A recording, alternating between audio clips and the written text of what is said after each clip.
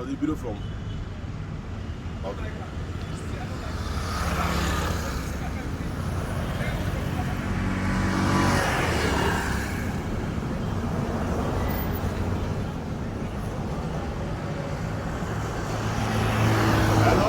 Hello, good afternoon.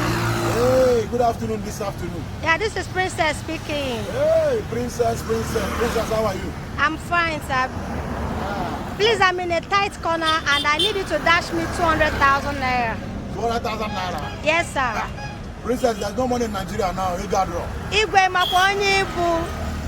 Imakwonye ibu. 200 is too much now. I don't send account number. I'm waiting. Anyway, networking in Winslow, we can go out to you.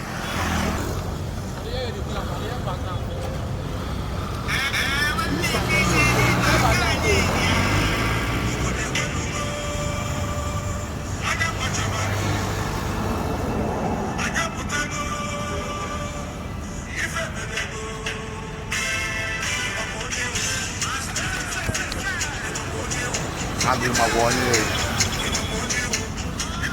Ogwale asase magwonye.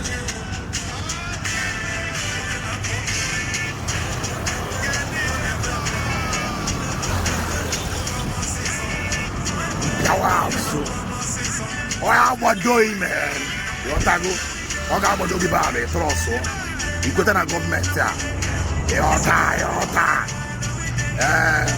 Now we there. Different currency.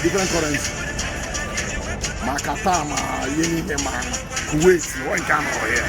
As Leo, Otago.